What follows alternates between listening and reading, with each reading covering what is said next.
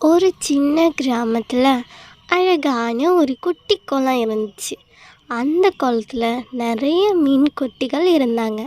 அதில் ஒரே ஒரு மீன் மட்டும் ரொம்ப புத்திசாலித்தனமாக இருக்கும். இன்னொரு மீன் அதுக்கு அப்படியே ஆப்போசிட்டாக இருக்கும். அந்த புத்திசாலி மீன் ஒரு நாள் வந்து இந்த முட்டாள் மீன் கிட்ட, நம்ம இந்த குளத்த விட்டு போயாகணும் நண்பா. இன்னும் கொஞ்ச நாளில் இந்த குளத்துல உள்ள தண்ணியெல்லாம் வற்றி போயிடும். அப்புறம் நம்மளால் இந்த குளத்துல வாழவே முடியாது. அதனால நம்ம இந்த குளத்துலேருந்து கோடை காலம் வர்றதுக்குள்ளே கிளம்பி ஆகணும் அப்படின்னு சொல்லுது. உடனே அந்த முட்டாள் மீன் எதையுமே யோசிக்காமல் அது தன்னை பற்றி யோசிக்க ஆரம்பிச்சிட்டு, இவங்க எல்லாம் போனாங்கன்னா நம்ம இந்த குளத்துல தனியாக இருக்கலாம், இந்த குளத்தையே நம்ம ஆட்டி படைக்கலாம், இந்த குளத்துல உள்ள உணவுகளெல்லாம் நம்ம மட்டுமே சாப்பிட்லாம் அப்படின்னு யோசிக்க ஆரம்பிச்சிட்டு, உடனே அந்த மீன் சொல்லுது, இல்லை நான் வரலை, நீங்கள் எல்லாரும் போங்க, நான் இந்த குளத்தை விட்டு வரமாட்டேன் அப்படின்னு சொல்லிடுச்சு. அந்த புத்திசாலி மீன் எவ்வளோ அந்த மீன்கிட்ட கேட்டுமே அந்த மீன் நான் வர முடியாது அப்படின்னு சொல்லிடுச்சு. கடைசியாக இந்த மீன் சொல்லிச்சு, நம்மளோட கூட்டம் எங்கே இருக்கோ அங்கே தான் நம்ம இருக்கணும். நீ மட்டும் தனியாக இந்த குளத்துல இருக்க முடியாது. நான் சொல்கிறத கேளு. தயவு செஞ்சு எங்கள் கூடவே வந்துடு. நீ தனியாக இந்த குளத்துல கஷ்டப்படுவ அப்படின்னு சொல்லுச்சு.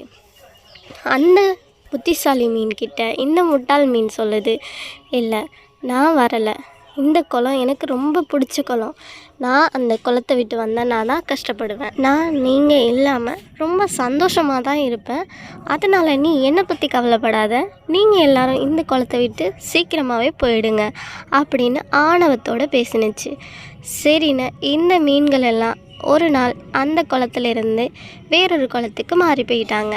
இந்த மீனும் நம்ம ரொம்ப ஜாலியாக இருக்க போகிறோம், எல்லோரும் போயிட்டாங்க, இந்த குளம் இனி நமக்கு தான் அப்படின்னு ரொம்ப சந்தோஷத்தில் இருந்துச்சு. கொஞ்ச நாள் போனதும் அது தனிமையை உணர ஆரம்பிச்சுது. நம்ம மட்டும் தனியாக இருக்கோமே, நம்மளாம் அவங்க கூட போயிருக்கலாமோ அப்படின்னு யோசிக்க ஆரம்பிச்சுது. கொஞ்ச நாள் போக போக அது தனிமையை நல்லா உணர ஆரம்பிச்சிட்டு, இல்லை நம்ம அப்படிலாம் யோசிக்கக்கூடாது, நம்ம தான் பெரிய ஆளாச்சே, நம்ம யாரும் இல்லைனாலும் நம்மளால் நம்ம தனியாக வாழ முடியும் அப்படின்னு தனக்கு தானே அது ஆறுதல் கூற, கொஞ்ச நாள் கடந்து அந்த குளத்துல உள்ள நீர் கொஞ்சம் கொஞ்சமாக குறைய ஆரம்பித்ததும், நம்ம இன்னும் கொஞ்ச நாளில் இறந்து போயிடுவோம், நம்ம நண்பர்களோடு போயிருந்துருக்கணும், நம்ம கூட்டம் எங்கே இருக்கோ அங்கே தான் நம்ம இருந்திருக்கணும், அப்போவே நம்ம நண்பன் சொன்னதை நம்ம கேட்டிருக்கணும், நம்ம ரொம்ப தப்பு பண்ணிட்டோம் அப்படின்னு ரொம்ப வருத்தப்பட்டுச்சு. ஆனால் வருந்தி எந்த பிரயோஜனமும் கிடையாது. அது சிறிது நாள்லையே அந்த மீன் இறந்து போயிடுது.